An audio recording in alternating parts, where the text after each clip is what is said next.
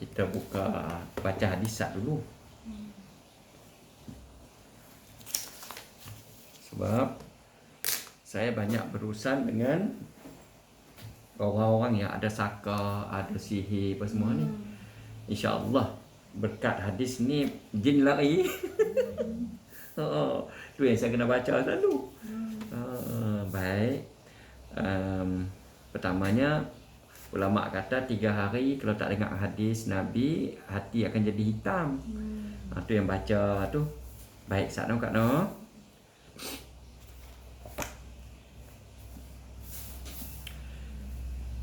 Allahumma salli ala Sayyidina Muhammad. Sayyidina Abu Sa'id Al-Khudri radhiyallahu anhu berkata bahawa Rasulullah sallallahu alaihi wasallam telah ditanya, siapakah yang paling mulia dalam kalangan manusia? Baginda Nabi menjawab, seorang lelaki yang berjihad di jalan Allah.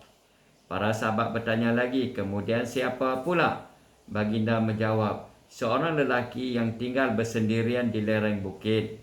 Dia bertakwa kepada Allah dan memelihara orang ramai daripada terkena kejahatannya. Hadis riwayat Tirmizi. Saya ulang sat bagi faham. Sayyidina Abu Sa'id Khudri berkata bahawa Rasulullah sallallahu alaihi wasallam telah ditanya orang, siapakah yang paling mulia dalam kalangan manusia? Baginda Nabi menjawab, seorang lelaki yang berjihad di jalan Allah. Para sahabat bertanya lagi, kemudian siapa pula? Baginda Nabi menjawab, seorang lelaki yang tinggal bersendirian di lereng bukit. Dia bertakwa kepada Allah dan memelihara orang ramai daripada terkena kejahatannya. Hadis riwayat Tirmizi. Oh, Allah Akbar. Faham. Semoga Allah Ta'ala bagi kita hidayah, kekuatan dapat Ahmad sampaikan. InsyaAllah. Selesai dah. Bab tu. Ceritanya macam mana? Saya nak tanya ni bapak saya ni umur 89. Dia ni nyanyi ke apa? Kata kan buat tahu kakak. Atau mentor lah. Kata ustaz ni. Dia buat apa? Dia sakit kesan duit. Dengan duit tak boleh lupa. Rancangan duit. Lepas tu dengan mak saya benar kan dia kata dia kalau dia mati, dia nak bunuh mak saya dulu baru dia. Cakap mereka lah. Yang tu nak tanya nyanyi kan mentor ke apa benda lah. Semayang tak tinggal. Tak berani semayang. Oh, bukan tak tinggal dah. Dia tak berani semayang lah. Allah Akbar. Banyak kes macam ni Dia kan. kata dia tak larat ke ataupun benda ganggu ke macam mana. Kadang dia cakap mereka, mak saya kata lah cuma mengucap buat tu jadi tu nak tengok tu apa benda. Kau memang saja ke? Ada benda ganggu ke? Umur dah tua lah. Dengan tengok kerja tu macam tak bergaya orang lah. Umur 80, 90. 89. Oh, 90 bila? Tak tahu dia lah. Kadang-kadang tu nampak macam dia teruk kan. Kadang tu nampak macam dia mahir. Berak dengan camuk lah. Allah. Tak apa, cucu dia ada. Dia ada buat sendiri. Dia buat ni. Oi. Tak bagi. Dia jangan pakai pampers tak nak. Okey pula. Nasib baik ni. Tu kan bertenaga. Kalau langsung tu dia suka duduk dalam daerah lama-lama. Duduk dari kata-kata Zohor sampai Asak. Tu dia hai. Ada tandas. Duduk tu kami heran saya pun macam tu. Dan tandas tu duduk berapa jam. Mak saya bertanya tu lah. Dia seronok. Mandi Aman. tak mandi. Oh, aman damai. Tak mandi tapi nak biasa dia tak tahu basuh. Kak lama dah dalam tandai? Ya. Kak lama dah dalam tandai? Dah. Dah. Belum beri tak Duk khayal. Aku nak tahu tu benda ganggu ke. Mandi dia tak mandi dia dengar. Hari tu pun tak basuh kata lawan kacau macam ni. Dia jadi Cina lah kata macam ni. Oh. Cina dia lap juga. Tak basuh pun dia lap juga dengan tisu. Dia kata muka dia dah tak dah. Dia tunjuk. Dia tak mandi dia gonyok-gonyok dengan kain tu. Penting lah. Tu dia tak pakai. Dia kata dia spray. Tu kata dekat mak Allah perempuan apa ni lah. Tak muka ni lah. Dia kata jangan buat lah. Bukan ni. Dia dah kata tak mandi tu gosok-gosok pedih je lah. Jadi dia spray macam tu saja, tak basuh. Tak tahu duduk. Tu tak tahu tu nyanyuk ke apa benda. Nyanyuk ke apa no? Pandangan Kak macam mana? Kak rasa macam mana dia? Ada yang kata dia nyanyuk tu termasuk dengan yang itu. Ada yang kata kot dapatan apa tu dah tengok tu betul. Kalau yang tak bukan lah. Lepas tu dah ustaz lah. Pandangan Kak macam mana? Tok Wan lah, Kak macam mana? Kalau saya mula dia kata macam tak betul je lah. Tak tahu lah, tapi bila tengok sekarang tu suruh dia apa? Muncak lah kata istighfar ke apa, orang kata tak mau langsung. Macam pelik juga. Pasal pelik kata ish ke ada benda jin kapiak ke apa. Dia kata saya pun tak tahu. Tak rasa macam tu lah. Sebab dia dulu muda-muda kan yang jenis macam yang channel tu duk lah. Yalah. Kau waktu. Main sampai tak mau buat apa langsung kan. Dia kata dia depressed ke kan. Ish nak cakap tu kan. Yalah. Kan dan dia rasa kelakian dia dah tak ada. Lama dah kot. Dia tak boleh. Mungkin dia tak cerita ke orang ke. Mak bagi tahu lah kata dah lama dia tak boleh pakai. Mak lah kita kami sedap ni. Yalah, faham. Kadang-kadang dia nak cakap benda yang macam tu kan. Tapi kembali dia tak mau repek, cakap mau repek kan lah. Rupanya dia dah lama dia tak boleh bersetubuh lah. Maknanya dia tak mampu nak bersetubuh. Lah orang lelaki ni kan. Kot dia merasa tekanan hidup dia ke apa kan masa kan. Dia sekarang dah tua dah. Dia cakap mau repek. Tak lagi ada perempuan tu kena kat dia. Mak tu mak tu repek. Kot dah pasal tu ke? Dia tuduh tu ada friend lelaki pada tu dah sangat dah tua tapi Kesian ketuk tak pasal-pasal kena tuduh macam tu. Ada power pula. dia kelih lah isu yang kita kata bukan benda yang tak ada diada-adakan. Yalah. Ni yang ini kelih tu yang kami main juga ni. Dia kata pula ada duit ada anak, tak ada duit tak ada anak. Dia kata macam tu pula dah. Tu pasal mana duit tu masalah juga. Ya. Dia kacau duit cincin dia. Kadang pegang duit pun simpan kat mana-mana orang lahir kelau bubuk sampai cari tak jumpa. Mak pegang dia kacau, dia kata tak boleh bagi kat boyfriend apa. Allahu Akbar. Ya tu ini masalah. Allah. Kalau boleh kata nak buat. Tu pula comel. Ada boyfriend lah. Dia nak bawa dalam hari tu ni. Mak bapak saya tu. Tu no? 2 kali ke? Ada ramai juga kata ni. Allah. Belum PKP ke? Belum PKP lah. PKP terlepas. Terlepas. Ada mereka lega Jadi lama dah lah ni. Kaki tu bengkak. Ha. Pinggang tu. Sudah. Tapi dia tak makan situ kan. Tak mau pi. Tak mau. Takut saya lagi doktor dah pusat-pusat dah. Dulu dia kerja apa? Cikgu. Cikgu. Bukan berusaha lah. Oi. Pencen lama lah. Dia pencen muda. Yalah. Patut power pun. Cikgu besar. Macam kata dia nak pergi tengok kat ustaz. Kata kut-kut. Masalah gangguan ke. Apa ke. Dia pengalaman ya. Hak duk mai sini kes macam ni. Pertama umur tua. Bila umur tua ni minta maaf kasar no. Ada kata nak matilah. Maka dia jadi sasaran setan. Tu je. Dia macam mana nama? Sasaran setan. Dulu dia jaga semayang, dulu dia okey apa semua. Waktu kita duk beringat sangat. Kebanyakannya hak mai tu biasanya bukan jin, setan. Setan nak matikan dia dalam keadaan dia mati dalam keadaan iman yang rosak. Mati dalam keadaan dah letak semayang. Kalau tak semayang tak apa lagi. Sampai satu peringkat nanti dia kata semayang buat apa? Tak nak dapat apa pun. Tu bahaya. Sampai peringkat tu. Aku duduk semayang tak nak nampak apa Tuhan. Benda tu dia bisik dah. Tu satu. Bahayanya itulah. Bahayanya bila dikuasai oleh syaitan. Yang kedua pasal dia tak boleh nak bersetubuh lama tu, bagi orang lelaki dia satu tekanan. Orang perempuan dia tak kisah, tak boleh dia tak mau bila dah ada cucu, tak mau dah orang perempuan ni. Dia jadi macam tu. Bagi orang lelaki pula tak dia. Dia fikir dia fikir dia rendah diri, dia fikir dia tak ada nilai apa, macam tu. Orang lelaki punya biasanya macam tu.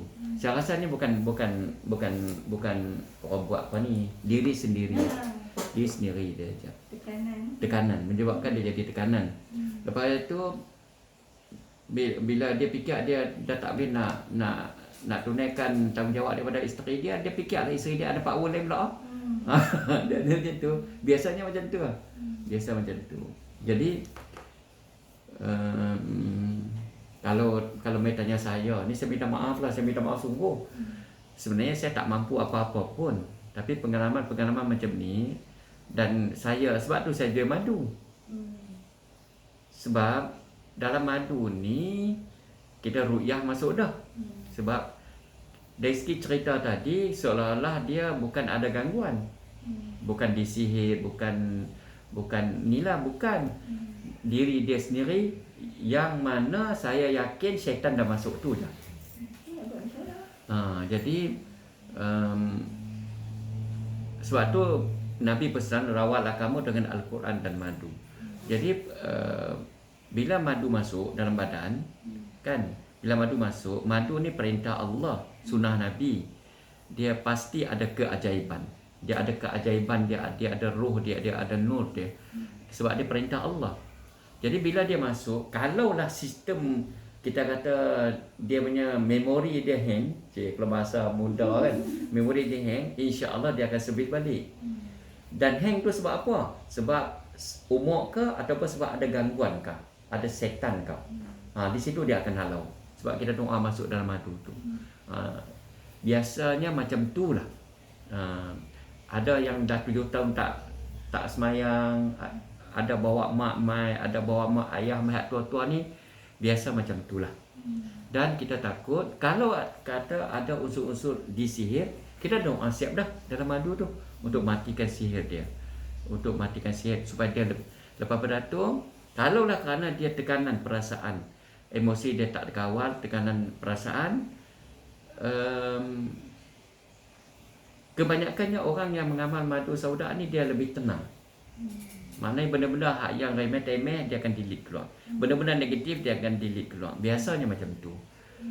Kalau tanya pandangan saya, itulah jalan penyelesaiannya. Dia jalan serampang dua mata.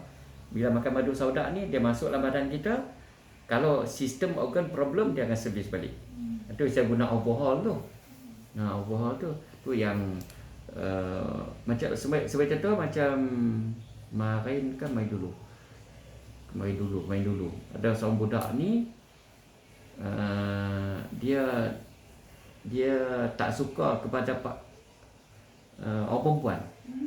Nafsu dia suka kat lelaki. Jadi dia nak lawan buang nafsu tu bukan senang. Jadi dia layan kehendak nafsu dia sampai dah dia jadi HIV dah lah. Dah kena AIDS dah lah, kena HIV lah.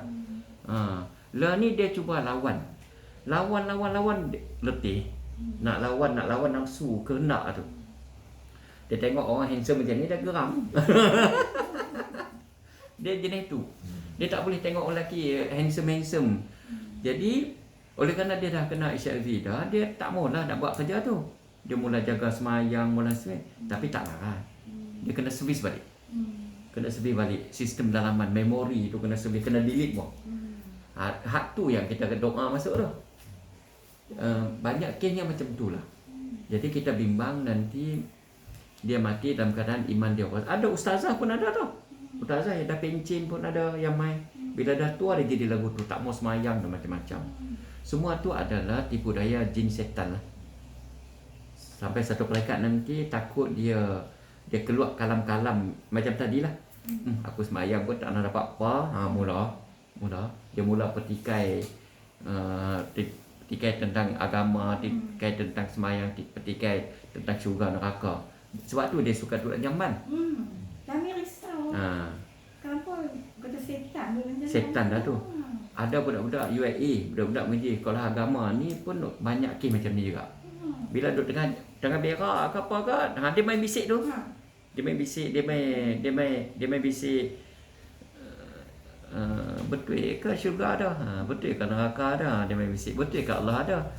Dia main fikir tu bahaya. Bahaya tu. Dia kata bagi tu. Ayah. Dia rasa dengar someone pagi dia. Nanti sat. Alhamdulillah dah. Dah dengar apa benda. Padahal tak ada siapa panggil pun. Yalah. Dia pagi bangun lah. Bangun kerja pagi, besar-besar nak pergi sekolah. Oh. Dia kata pergi sekolah. Sama ni kan keluar rumah orang nak. Dia cuma je lah, dia tahu sekolah. Itulah. Dia kalaulah dia kita tak tahu sejauh mana tahap pemikiran dia. Kalaulah dia di tahap dia nyanyuk tak apa. Bagaimana bila nyanyuk, minta maaf kalau kasar bahasa tu, bila nyanyuk ni dia macam hilang akal.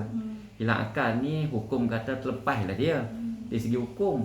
Tapi kalau dia tak nyanyuk, dia tak hilang akal, tapi oleh kerana ada panggilan lain duk heret dia, naya lah dia.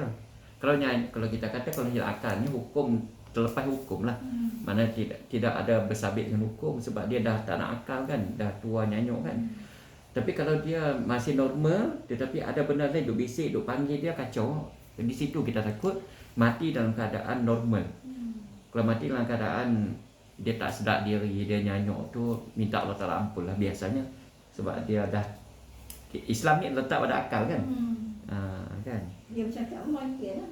Cakap tak tentang saya kesama kesana-kesana. Yalah, dia teringat benda lama. Dia teringat Satu lama. dia konflik dia punya kehidupan dia tu, dia teringat balik kenangan lama, dia bercampur-campur dah.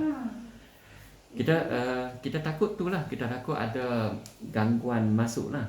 Ambil peluang waktu ni. Biasanya macam tu.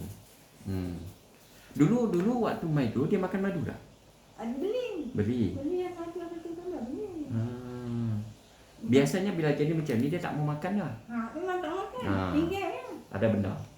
InsyaAllah ada benda. Dia tak mau lah. Dia tinggal doktor lah. Mama bagi kat Azhar. Biasanya insya-Allah lah, biasanya ada jin atau syaitan. Lepas tu bawa jumpa orang tu, dia tahu, dia kata mengarut, orang tu mengarut, nak bukan. Dia tanya kat kawan tu, banyak kat mana apa semua. Dia tak mahu. Jadi Kak kena muslihat dah lah kalau nak bagi madu masuk dalam badan dia, madu sauda dalam, sebab dalam tu ada doa kan. Kena masukkan dalam makanan ke apa, minuman ke gitu lah. Kalau nak suruh makan mentah macam ni dia tak makan lah. Dia pandai dengan mak kan dia kata. Ayak bagi ayak minum, ayak orang cantik. Hitam tak mahu. Dia suruh mak minum. Tak apa. Kalau kata madu ni mak minum lah. Gitu, jangan buang. Sayang lah benda mahal kan. Tak apa. Jadi pujuk lagi dan lagi masuk dalam sayur ke madu apa semua tu kan. Itulah kena usaha macam tu dah. Nak selamatkan dia. Ni yang kita paling takut. Nabi kata paling takut waktu nak mati. Waktu nak mati tak boleh ngucap, waktu nak mati duk, kalau orang bawa taksi tu kita duk dengar cerita SP Penang, dia duk ucap benda tu je. Sebab hari-hari dia zikirkan benda tu kan. Tu yang kita takut. Dia dulu ni suruh bantu kalau kita lambat ni dia panggil. Yalah. Dia pernah jadi dia tak mahu tu. Kena dalam waktu yang sama Kak anak cucu pun selalu hadiah Fatihah dekat dia. Bila teringatnya, ya Allah aku hadiahkan Fatihah untuk wan aku, semoga dia jauh daripada gangguan jin setan. Itulah kita mampu buat macam tu. Kita doa. Telinga aku tak dengar masalah. Oh payah. Bila telinga tak dengar, dia nak cakap dah kan. Bila kita cakap slow dia tak dengar. Dia tak dengar, kita cakap dah kan dia Cakap dah dia kata kita tepik dia. Oh tu dah. Memang macam tu dah. Ada mai sini. Ada tu dia nak cakap dah tak benda tu kan, benda hak elok dah cakap dia. Dia bawa cerita kat dia marah kat kita. Tu payah kan dia. Allah Akbar, ujian kan. Nak cakap Ujian. Memang ujian kan. Sebab tu Nabi kata bila makanlah berjemaah dan menggunakan saprah. Makanlah berjemaah dan menggunakan saprah. Saprah ni kain lapik lah. Kain lapik supaya makanan yang kain lapik yang bersih. Supaya wah, okey. Pergi main sana. Okey, bagus. Lepas tu kain yang bersih, kain plastik yang bersih, lapik, bila makanan jatuh kita boleh ambil balik. Walaupun sebiji nasi. Kelebihan dia, barang siapa makan menggunakan sapra, makan berjemaah dan menggunakan sapra, dia tidak akan miskin dan dia tidak akan nyanyuk. Nampak hebat sunnah Nabi. Bila nyanyuk ni yang bahaya. Takut mati dalam iman yang rosak bila syaitan masuk. Itu salah satu kelebihan lah. Tapi kita tak makan macam tu. Ni tak moden kan. Ambil nasi, bubur lauk, pergi makan depan TV, pergi makan dekat beranda. Dia tak jadi berjemaah dah. Kena makan berjemaah baru pulang. Tu. Itu Ustaz, pandangan Ustaz lah bapak dia kata, dia nyanyuk. Saya rasa dia tak nyanyuk. Tak nyanyuk. Tak nyanyuk. Ni tak puasa macam mana? Dia tak nyanyuk. Dia bukan nyanyuk, dia banyak sangat maklumat sampai dia konflik dah. Dia macam tu. Kejap dia cakap tu, kejap dia cakap ni, kejap dia nak pergi sekolah. Dia tak kuat. Celah-celah tu takut setan masuk. InsyaAllah tak nyanyuk. Jadi kan kata dekat mak, cuba panggil dia tahfiz semelu kawan dengan dia kan. Atau tolong ambil bawa pergi tempat tahfiz tu kan, nak ngaji kan. Buku lah. Cuma tak ada kan, dia kata dia dunia lain. Dia dunia lain. Haru dah macam tu. Kan bertarik balik tu. Haru dah. Bila macam tu saya takut syaitan dah berjaya, seolah-olah macam hang tak mayang dah, hang di syurga dah. Macam tu. Hang mayang buat apa? Hang duk mayang lama dah. Sudah lagi dah. Tu dia kata daripada dunia lain, dia dunia lain tu. Tu lah kata haru macam tu. Haru. Takut tipu daya syaitan lah, tipu daya jin tadi. Seolah-olah dia ni kan banyak macam tu kan. Kita duduk martabat lain dah ni. Kita tak martabat macam orang biasa. Orang biasa kena semayang Jumaat. Kita tak payah semayang Jumaat. Ada kelompok macam tu kan. Kita tak payah semayang 5 waktu sebab kita duduk tahap lain dah. Tak, semua tu tipu daya. Tak ada tahap-tahap. Kalau boleh tu lah. Kalau boleh tu nak buat bagi dia lupa dunia ni. Jangan duk tanya benda kat dunia ni. Dia kecil tak lagi nak pergi, tak lagi padahal dia tu tak mampu dah. Ya, sebab dia teringat zaman muda bekerja, sibuk dulu ni. Bilang duit benda tak betul. Kita nak buat bagi dia lupa. Macam mana nak buat bagi dia lupa dunia ni? Allah, saya ni itulah. Apa yang saya duk nampak, saya minta maaf. Nak beli pun tak apa, tak beli pun tak apa, semua pelanggan saya cakap. Tapi setakat ni lah kaedah saya. Kalau setakat kaedah nak bagi motivasi tak jalan. Dia belasah kita balik lah, dia cikgu besar. Nak bagi nasihat dengan dia tak jalan sebab dia dulu bagi motivasi dengan budak-budak cikgu-cikgu. Biasanya macam itulah. Tu yang buat takutnya dia tu sakit dia pegang tongkat dan belasah. Betul, dia boleh jadi. Dia boleh jadi macam tu. Dia bila sampai satu peringkat nanti kita kata dia hilang akal lah, tapi kita takut dia didorong oleh benda lain. Naya lah. Itulah. Bimbang lah. Kita pakat tolong dia lah, gitulah. Buat doa apa ni? Pakat baca hadiah Fatihah. Duduk ingat dia hadiah Fatihah kat dia. Supaya Allah Ta'ala pelihara dia. Itulah. Ni melibatkan perasaan. Dia melibatkan perasaan sama payah tu. Payah. Sekali dia maki hamun kita satu kerja. Memang ni maki kamu kalau maki. Takut tak sedap juga kita, orang tua kita duk maki cakap lebih-lebih dengan kita. Walaupun kita boleh cah kata dia ni nyanyuk. Tapi kita risau juga takut cakap orang tua ni kan. Tak seronok dengar. Lepas tu sekali dia kata kita duk ambil duit dia cerita dengan orang. Oi segan tu. Tadi bagi mak tu rumah nego sebelah tu bagi tahu lah tu dia tu duk mai tapi kami tak percaya lah dia cerita buruk mak. Mesti dia cerita kita ambil duit lah tu. Betul lah orang kata tak apa kena ambil faham kami tak percaya. Tapi sekali orang tu cerita dengan orang pula. Bangun dia manusia. Bukan kata nak